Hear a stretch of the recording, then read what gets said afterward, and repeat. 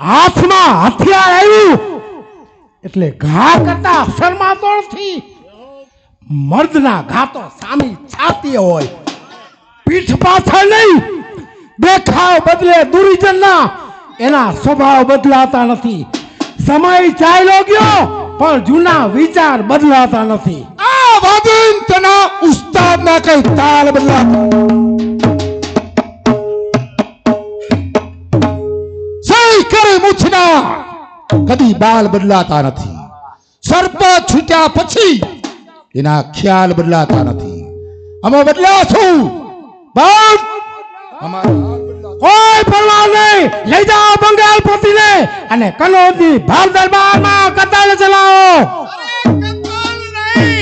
પણ સન્માનને લાયક શ્રીમાન છે આ મસ્તક નહીં, પણ એ કાર્ય મહિલાનું બલિદાન છે. પણ માધવગુપ્ત, આ માધવગુપ્ત વિધવા વેશ્યબેન રાજેશ્રી, કહો માધવગુપ્ત, આજની સેવામાં તમને શું ઇનામ આપું? એ ઇનામ મને નહીં, પણ એ કાર્ય મહિલાને આપો. એટલે આ મસ્તક તમે નથી કાપ્યું? જી નહીં. મારું ફરમાન શું હતું? મસ્તક હાજર કરવાનું. તો પછી મસ્તક કાપી અને મને જન્મો જન્મનો ઋણી બનાવનાર એનું પવિત્ર નામ બીજું કોઈ નહીં, પણ માલદેવની પુત્રી, શશાંકદેવની પત્ની અને બંગાળની મહારાણી દેવી કલ્યાણી. હું તમને ફરીથી પૂછું છું કે આ મસ્તક દેવી કલ્યાણીએ કાપ્યું છે? આ મસ્તક દેવી કલ્યાણીએ કાપ્યું છે અને સાથમાં કેવરાયું છે કે એમના બંદીવાન પતિને મુક્ત કરવા માટે